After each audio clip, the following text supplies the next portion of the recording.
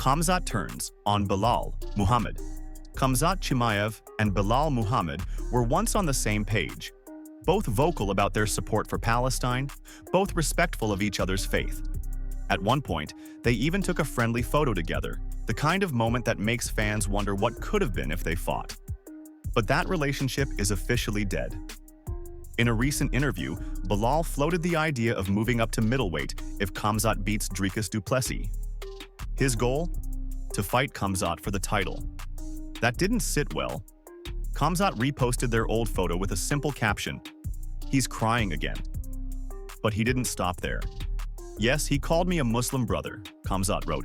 "Now he says he wants to beat me, so should I be nice to you?" Then he doubled down. "I like real people, not fake ones. I always support Palestine, but I never support fake people."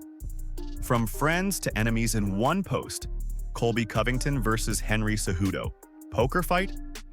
Only Colby Covington could turn a poker night into a UFC face-off. At a celebrity poker event, Colby reportedly got into a heated exchange with Olympic gold medalist and former champ Henry Cejudo. Witnesses say Colby was aggressive from the jump, throwing out insults, mocking Cejudo's height, and telling him he was washed up. Cejudo didn't take it quietly. He fired back, but Colby just kept escalating. "You're a bum. You ain't got it anymore." It was classic Colby, offensive, calculated, and completely disrespectful. Just another day in the chaos that follows him. Kamaru Usman's surprisingly respectful take on Belal. While the MMA world mocked Belal Muhammad after his title loss to Jack Della Maddalena, Kamaru Usman took a different approach. Despite a rocky history with Belal, Usman said he wasn't happy to see him lose. "I hadn't fought him yet," Usman said. "We weren't friends, but I'm not excited he lost." He explained that as a former champ, he understands the mental and emotional grind it takes to get to the top. "I'm not going to prey on anyone's downfall." Then came the real takeaway. Usman warned that Belal might have overlooked Jack. It was dismissive. He said he wasn't even going to take him down. But Jack? That guy's no joke. He's a problem. Ankalaev dares Pereira, then trolls him. Magomed Ankalaev isn't sitting around waiting for scraps.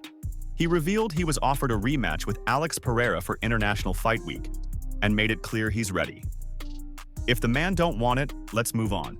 I'm ready for everyone. I dare you." But he didn't just challenge Pereira. He mocked him. After Pereira claimed he was hacked on X, Ankalaev posted, "They used to call me big. Now they call me Ankalaev." It was a clear shot at Pereira's recent social media drama. No title defense? No problem. Ankalaev's moving forward, with or without him.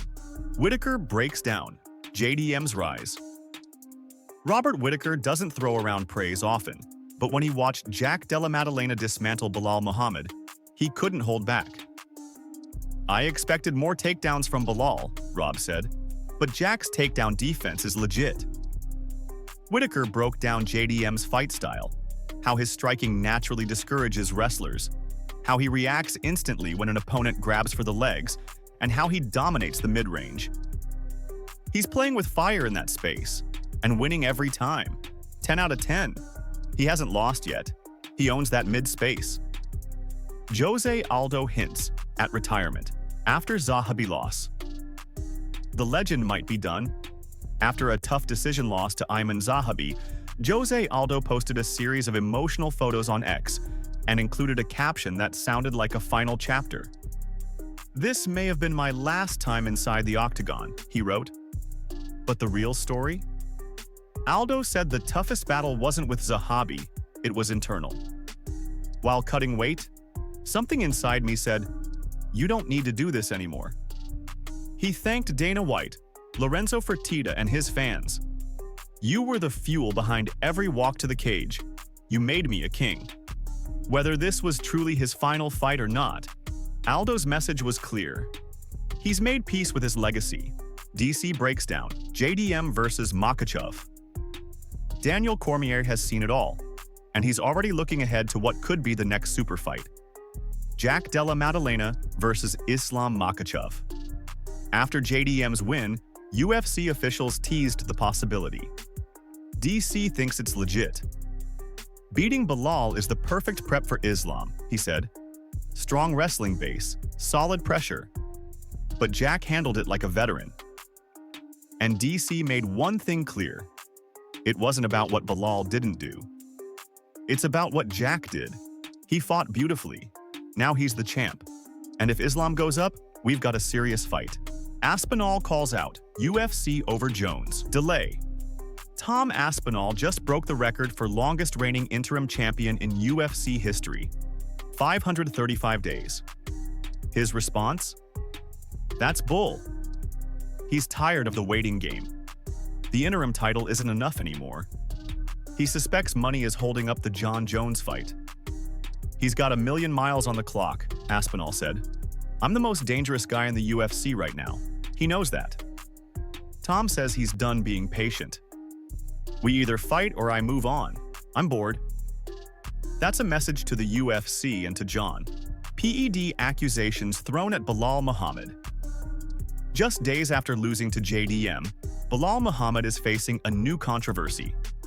Jack Della's coach uploaded a YouTube video titled How to Beat Belal, and in it, he accused Belal of PED use. He referenced Belal's 2019 loss to Jeff Neal and claimed his physique was totally different back then. He wasn't on juice then, the coach said. Different frame, different cardio. That's not the same guy.